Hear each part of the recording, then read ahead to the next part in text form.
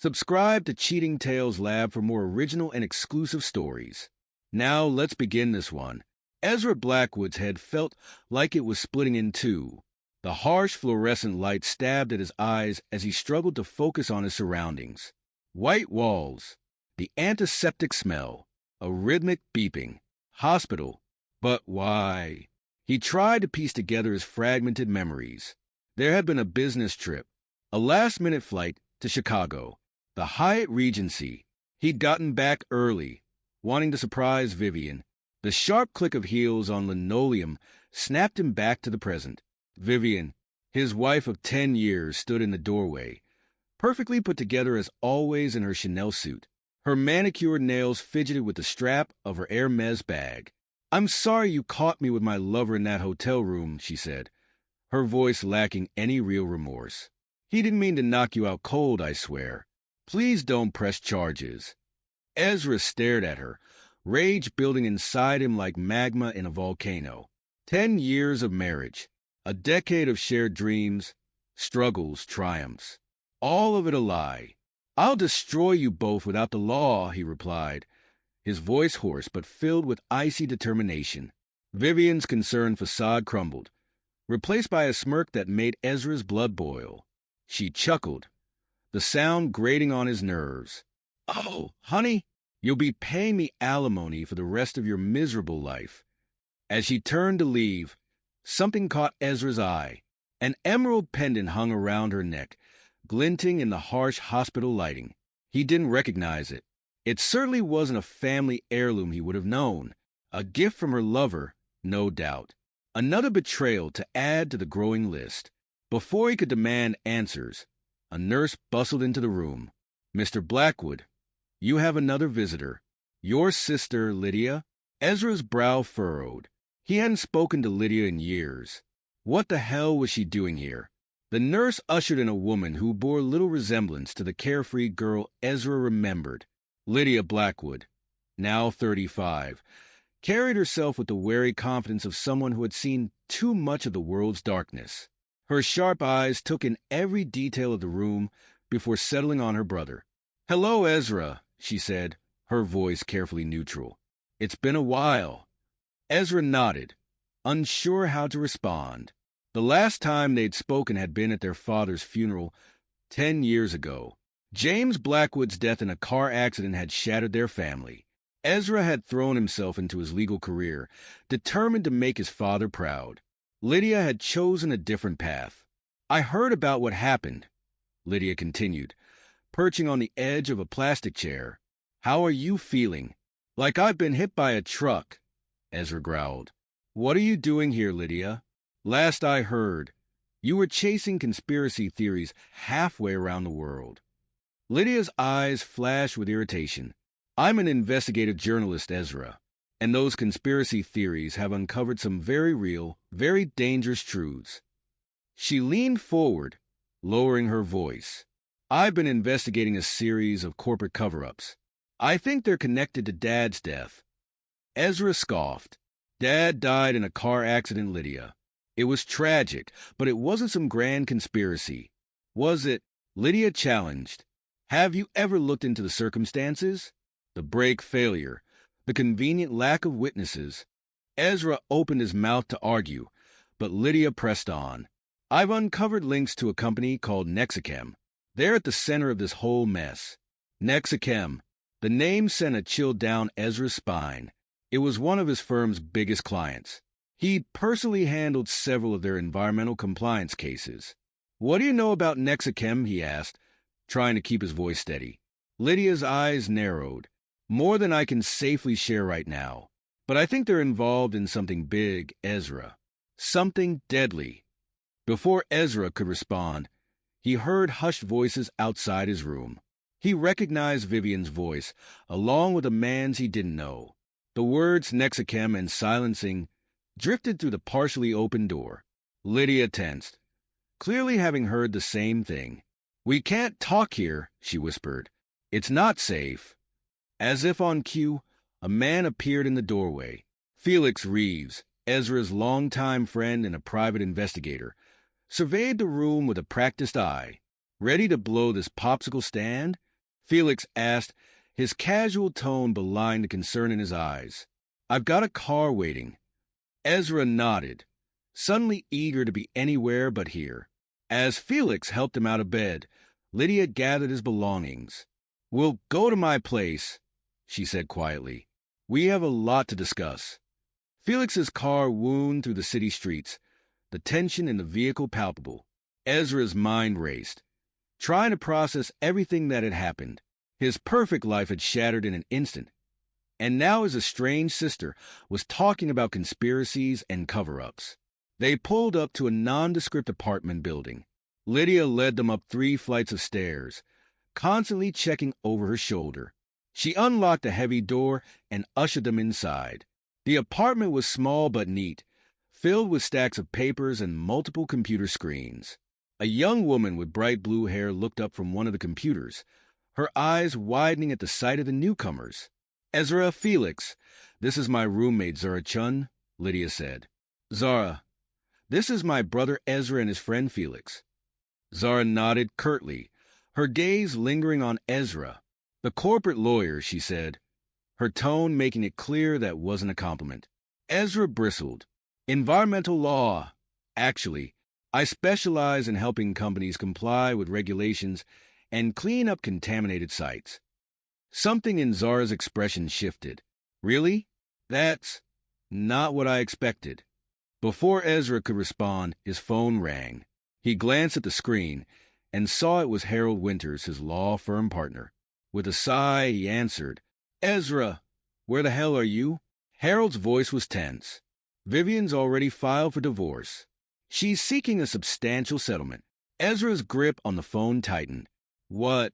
How is that even possible? It's been less than a day." "I don't know, but her lawyers are moving fast.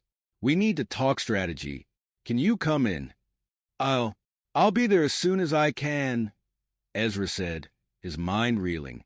He hung up and turned to the others. "I have to go to the office. Vivian's already filed for divorce." Lydia's eyes narrowed. That was fast. Too fast. "Ezra, before you go, there's something you need to see." She pulled out a file and spread its contents on the coffee table. "These are the results of my investigation into Nexichem. There's a pattern of environmental violations, suspicious accidents at their facilities, and, well, look at this." Ezra leaned in, his legal mind immediately spotting the irregularities in the documents. "This can't be right. These violation reports, they're identical to the ones I filed, but the data's been altered." Zara spoke up, her earlier hostility replaced by professional interest. "I've been helping Lydia dig into Nexichem's digital footprint. Their security is tight, but I've managed to find some discrepancies in their financial records." As if on cue, one of Zara's computers pinged. She rushed over, her fingers flying across the keyboard. "Holy shit. Ezra, I think this is for you." She turned the screen, revealing an encrypted email addressed to Ezra. With shaking hands, he entered his password. The message opened, revealing partial financial records that hinted at massive bribes paid by Nexichem to various officials and law firms, including Ezra's own. The room fell silent as the implications sank in. Ezra felt like the floor was dropping out from under him. Everything he thought he knew about his marriage, his career, even his father's death was suddenly in question. Felix was the first to break the silence. "Well, folks, looks like we've got ourselves a good old-fashioned conspiracy. What's the play?" Lydia looked at Ezra, her expression a mix of determination and uncertainty. "That depends on you, big brother. Are you in?" Ezra glanced around the room, at his estranged sister who had never given up searching for the truth, at the brilliant hacker who had put aside her prejudices to help, at his loyal friend ready to dive into danger. Then he thought of Vivian's betrayal, of the altered documents, of his father's suspicious death. He took a deep breath. "I'm in. Let's take these bastards down." Zara grinned, cracking her knuckles as she turned back to her computer. "Now we're talking. Let's see what else we can dig up on Nexichem."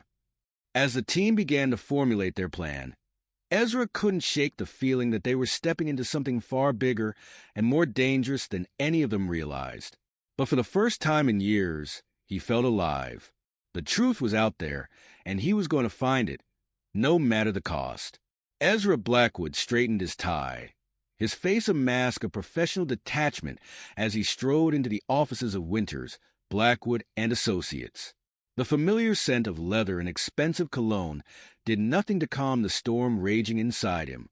Every face he passed, every greeting he returned, it all felt like a lie now. He nodded to his secretary, Sarah, as he passed. "Any messages?" "Mr. Winters wants to see you in his office as soon as possible," Sarah replied, her brow furrowed with concern. "Is everything all right, Mr. Blackwood? There are rumors." Ezra forced a smile. Just a bit under the weather. Nothing to worry about. As soon as his office door closed behind him, Ezra's facade crumbled. He sank into his chair, his mind racing. How deep did this conspiracy go? How many of his colleagues were involved? He booted up his computer, heart pounding as he began to dig through the firm's files on Nexichem. What he found made his blood run cold. Report after report of environmental violations, all neatly covered up with falsified data and legal sleight of hand. And there, buried in a subfolder, was a document detailing a toxic waste spill in a low-income neighborhood. The cancer rates in the area had skyrocketed, but Nexichem had managed to dodge all responsibility. Ezra felt sick. He had built his career on protecting the environment, on holding corporations accountable. And all this time, he had been part of the problem. A commotion outside his office pulled him from his thoughts. He recognized that voice, Vivian. "I don't care if he's busy. He's my husband, and I need to speak with him now." Ezra steeled himself as the door burst open. Vivian stormed in, her eyes blazing with a fury he had never seen before. "You think you can just disappear and ignore my calls?" she hissed. "My lawyers are going to bury you, Ezra. Unless what?" Ezra asked, his voice deceptively calm. Vivian's lips curled into a cruel smile. "Unless you agree to my terms. No questions asked, no fights. You give me what I want, or I'll make sure everyone knows about your dirty little secrets." Ezra's mind raced. What secrets? He had always been faithful, always played by the rules. Then he saw it, the watch on Vivian's wrist. It was too large for her, clearly a man's watch, and he recognized it. It belonged to Harold Winters. Before he could process this new betrayal, his phone buzzed. A message from Harold. "My office. Now." Ezra stood, straightening his suit. "We're not done here, Vivian." Her laughter followed him out the door. "Oh, we're just getting started, darling." Harold's office was a shrine to old money and power. The man himself sat behind a massive mahogany desk, his fingers steepled as he watched Ezra enter. "Sit down, Ezra," Harold said, his tone deceptively friendly. "We need to talk about Nexichem." Ezra's heart skipped a beat. He fought to keep his expression neutral as he took a seat. "What about them?" Harold's eyes narrowed. "I've heard rumors that you've been investigating our biggest client. I'm sure I don't need to remind you about client confidentiality." The threat was clear. Ezra felt a chill run down his spine. "Of course not," he replied smoothly. "I'm just doing my due diligence, making sure all our I's are dotted and T's are crossed." Harold nodded, but his eyes remained cold. "See that you do. Nexichem is very important to this firm. It would be a shame if anything were to jeopardize that relationship." As Ezra left Harold's office, his phone buzzed again. A message from Felix. "Got something you need to see. Meet me at the usual spot." An hour later, Ezra sat in a dimly lit bar, watching surveillance footage on Felix's laptop. His stomach churned as he saw Harold, Vivian, and a man he recognized as Marcus Thorne, Nexichem's CEO, meeting at a secluded marina. "When was this taken?" Ezra asked, his voice hoarse. Felix's expression was grim. 2 days ago." "Ezra, I think your wife's affair, it wasn't just about sex. I think it was orchestrated to keep you in check." Ezra nodded, the pieces falling into place. His own firm, his own wife. They were all part of Nexicem's web of deceit, and he had been the fool at the center of it all. "We need to bring them down," Ezra said, his voice filled with cold determination. "All of them." Felix nodded, his eyes glinting with the thrill of the hunt. "Where do we start?" Zara's fingers flew across the keyboard, her face illuminated by the glow of multiple screens. Lydia paced behind her, while Ezra sat perfectly still, his lawyer's mind cataloging every detail. "Got it," Zara announced, her voice tight with excitement. "I've decrypted the anonymous email. You're not going to believe this." The screens filled with financial records, showing a complex web of transactions between Nexicem, Winters, Blackwood and Associates, and a dozen shell companies. "It's a massive money laundering operation," Lydia breathed, her journalist instincts on fire. "They're hiding millions in bribes and payoffs." Ezra's phone buzzed. A text from an unknown number. "Need to talk. It's about Nexicem. Meet me in the parking garage. Level B2. Mia." He recognized the name. Mia Rodriguez, a paralegal at the firm. Young, ambitious, and sharp as a tack. What did she know? "I have to go," Ezra said, standing abruptly. "Keep digging. We need everything you can find." The parking garage was dimly lit, the air thick with the scent of oil and exhaust. Ezra's footsteps echoed as he made his way to level B2. A figure emerged from the shadows, Mia, her eyes wide with fear. "Mr. Blackwood," she whispered, glancing around nervously. I found something about Nexicem. I think they're dumping toxic waste illegally." Ezra's heart raced. "Tell me everything." Mia's words tumbled out in a rush.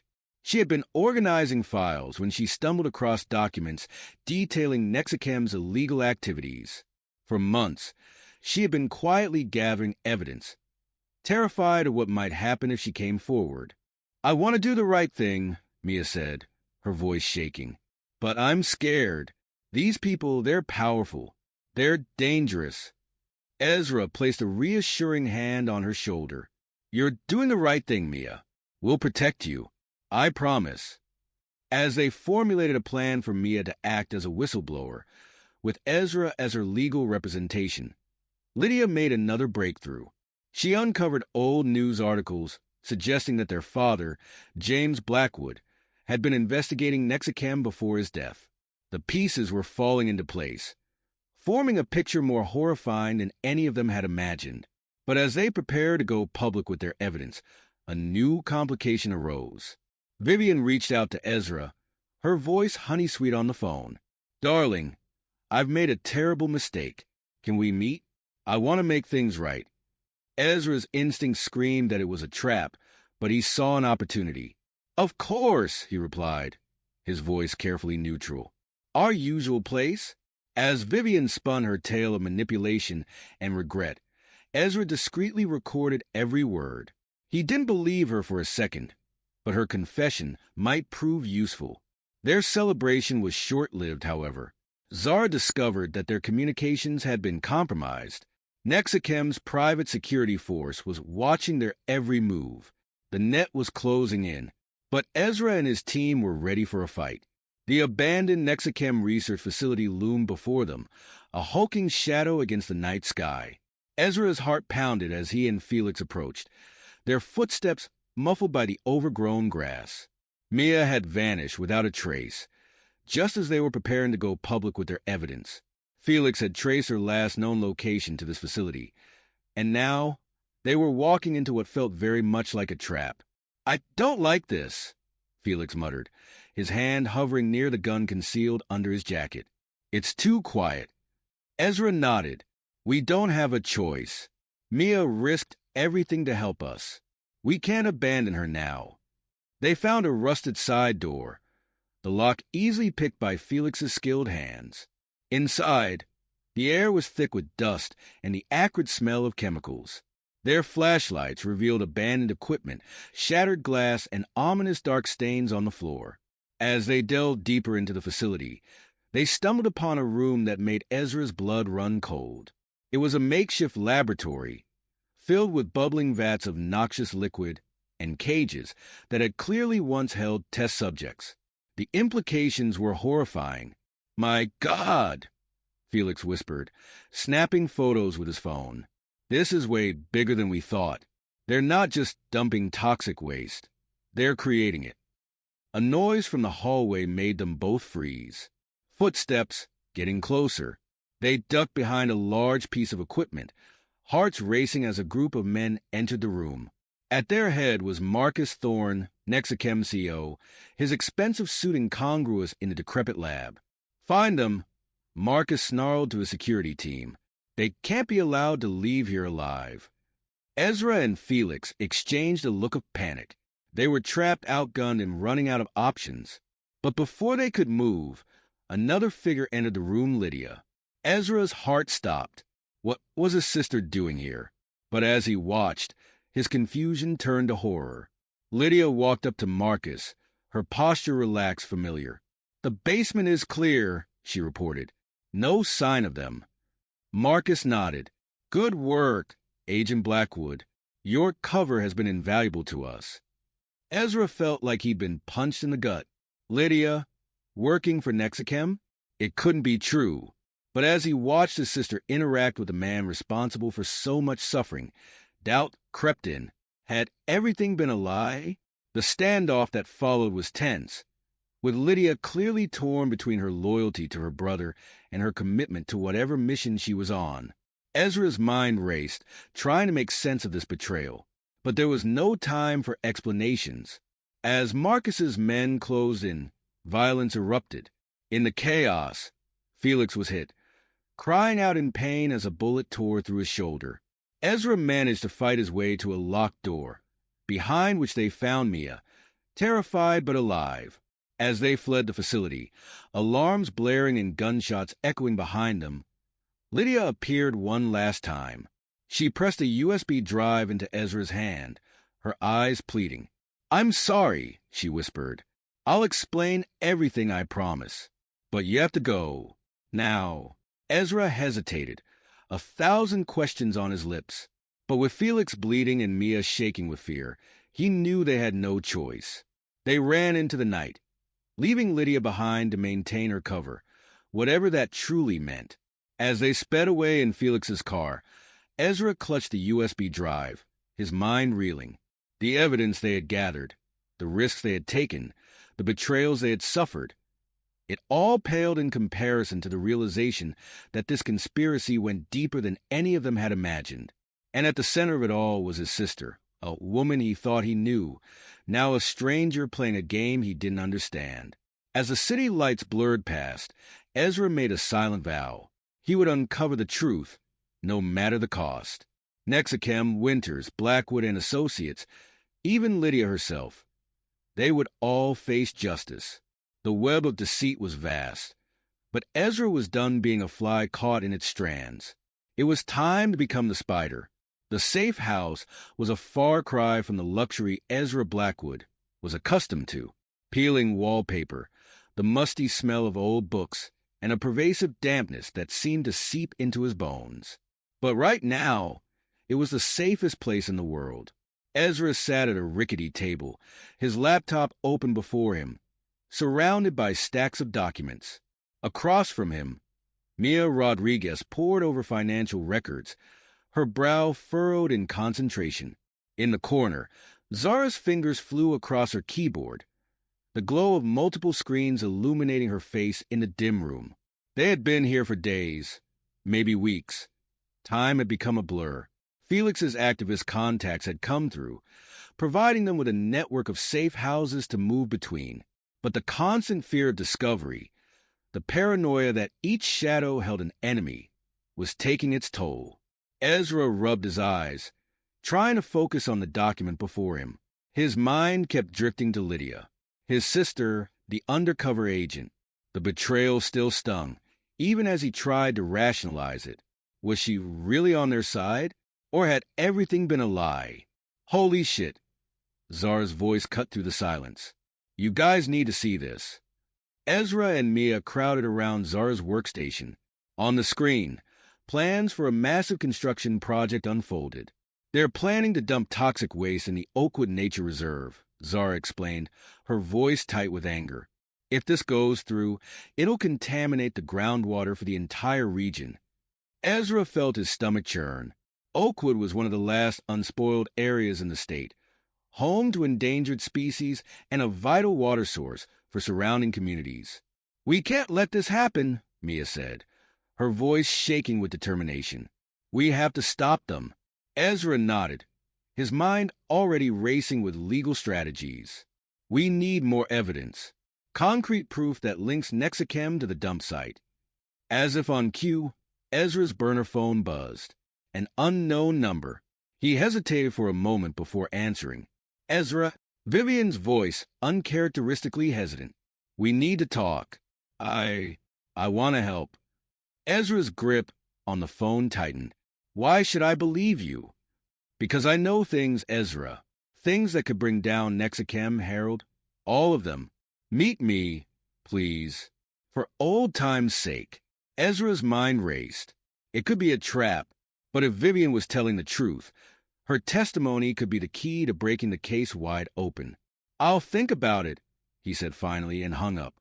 Zara and Mia looked at him expectantly. Ezra sighed. "That was Vivian. She says she wants to help." Mia's eyes widened. "You can't seriously be considering trusting her." "We don't have to trust her," Ezra replied, a plan forming in his mind.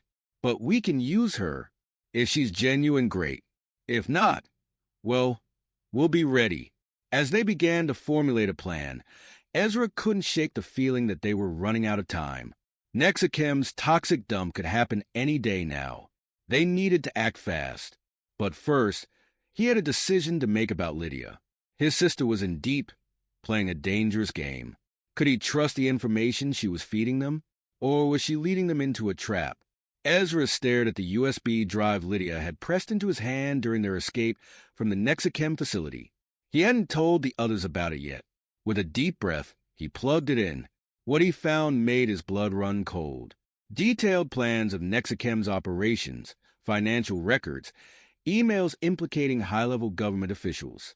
And at the center of it all, a name that made Ezra's heart stop, James Blackwood. Their father hadn't just been investigating Nexichem before his death. He had uncovered a conspiracy that went far beyond corporate greed. This was about power, about control over the most basic human need, water. Ezra leaned back, his mind reeling. They weren't just fighting a corporation anymore. They were up against a system, a web of corruption that stretched from the boardroom to the highest levels of government. He looked at Mia and Zara, both still poring over documents, unaware of the bombshell Ezra had just uncovered. They had all risked everything to get this far. Now, it was time to take the biggest risk of all.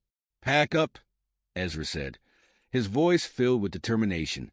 "We're going to meet Vivian, and then we're going to bring the whole damn system down." The Nexichem boardroom was a study in corporate opulence. Floor-to-ceiling windows offered a panoramic view of the city, while the polished mahogany table reflected the concerned faces of the board members gathered around it. Marcus Thorne, CEO of Nexichem, stood at the head of the table, his usual confidence noticeably shaken. "Ladies and gentlemen, I assure you that these allegations are completely unfounded. Nexichem has always operated within the bounds of the law." From her seat at the table, Lydia Blackwood fought to keep her expression neutral. Years of undercover work had honed her poker face, but even she was finding it difficult to maintain her composure. Everything was coming to a head, and she prayed that Ezra's plan would work.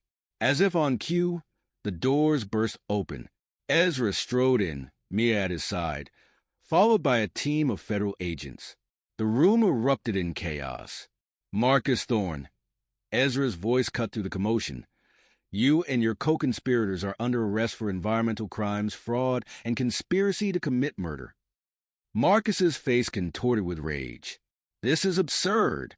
You have no authority." "Oh, but we do," Mia interrupted, her voice steady despite her nervousness. She nodded to Zara, who had slipped in unnoticed during the confusion. Suddenly, Every screen in the room came to life. Financial records, emails, surveillance footage. All the evidence they had painstakingly gathered over the past weeks played out for all to see. At this very moment, Ezra continued, this evidence is being broadcast to every Nexichem employee, shareholder, and regulatory agency. The game is over, Marcus. Lydia stood, finally dropping her cover. And that's not all. We have proof that Nexichem was responsible for the death of James Blackwood, a man who threatened to expose your plan to monopolize water resources through deliberate contamination. The color drained from Marcus's face. He lunged for his laptop, likely containing even more incriminating evidence. But Ezra was faster. What followed was a desperate chase through the Nexichem headquarters. Ezra pursued Marcus through winding corridors and up staircases, their footsteps echoing in the suddenly empty building. They burst onto the roof. The city spread out before them. Marcus stood at the edge, the hard drive clutched in his hand, the wind whipping his usually immaculate suit. "It's over, Marcus," Ezra called out, cautiously approaching. "There's nowhere left to run." Marcus turned, a wild look in his eyes. "You don't understand, Blackwood. This goes beyond Nexichem, beyond me. We were creating a better world. By poisoning people, by killing my father." Ezra's voice cracked with emotion. "How is that a better world?" "Resources are running out," Marcus snarled. "Water is the new oil. Whoever controls it controls everything. Your father was too idealistic to see that. Just like you." Ezra took another step forward. "It doesn't have to be this way, Marcus. Turn yourself in. Tell the truth. Maybe then we can actually build a better world." For a moment, it seemed like Marcus might consider it. Then, with a bitter laugh, he hurled the hard drive off the roof. Ezra lunged for it, but it was too late. The small device disappeared into the city below, taking with it the names of countless corrupt officials. As the authorities led Marcus away, Ezra stood at the edge of the roof, looking out over the city. They had won the battle, but the war was far from over. The congressional hearing room was packed. Journalists, activists, and curious citizens filled every available seat, while cameras broadcast the proceedings to millions around the world. Ezra adjusted his tie, acutely aware of the weight of the moment. Beside him, Lydia gave his hand a reassuring squeeze. Despite the years of separation and recent revelations, they were in this together now. "Mr. Blackwood," the committee chairman began, "please tell us in your own words what you uncovered about Nexichem and its collaborators." For the next several hours, Ezra and Lydia laid out the entire conspiracy, the environmental violations, the cover-ups, the bribes, and finally, the truth about their father's death. As they spoke, screens around the room displayed evidence, much of it provided by Harold Winters in exchange for a plea deal. In another part of the city, Vivian Blackwood was led away from her private jet in handcuffs, her attempt to flee the country thwarted by an anonymous tip. Back in the hearing room, Ezra concluded his testimony. Nexichem's crimes are not isolated incidents. They are symptoms of a deeper sickness in our society, where profit is prioritized over people, and the environment is seen as a resource to be exploited rather than protected. It's time for a change. The aftermath of the hearing was a whirlwind. Indictments were handed down, regulations were tightened, and a national conversation about corporate responsibility and environmental protection took center stage. Months passed.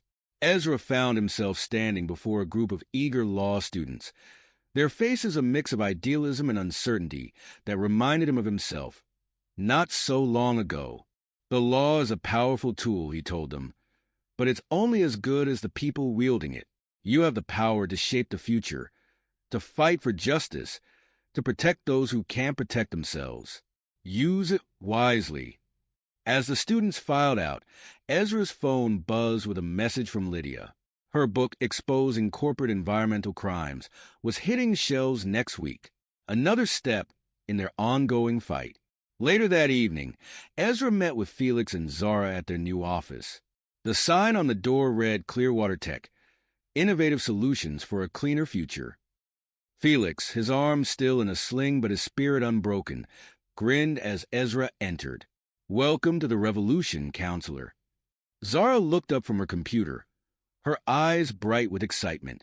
"We just finalized the plans for our first water purification plant. Want to see." As Ezra looked over the plans, he felt a sense of hope he hadn't experienced in years. They had a long way to go, but they were on the right path. His phone buzzed again. A message from Mia, now in her second year of law school, top of her class. She was interning at an environmental law firm over the summer and wanted Ezra's advice on a case. Ezra smiled as he typed his reply. The fight for justice was far from over, but they weren't in it alone anymore. A new generation was rising, armed with knowledge, passion, and the determination to make a difference. As he left the office that night, Ezra paused to look up at the stars, barely visible through the city's light pollution. Somewhere up there, he liked to think his father was watching, proud of what they had accomplished and what they continued to fight for. The web of deceit had been torn down, but the work of rebuilding, of creating a more just and sustainable world, was just beginning. And Ezra Blackwood was ready for the challenge. This is where our story comes to an end. Share your thoughts in the comment section. Thanks for your time. If you enjoy this story, please subscribe to this channel. Click on the video you see on the screen, and I will see you there.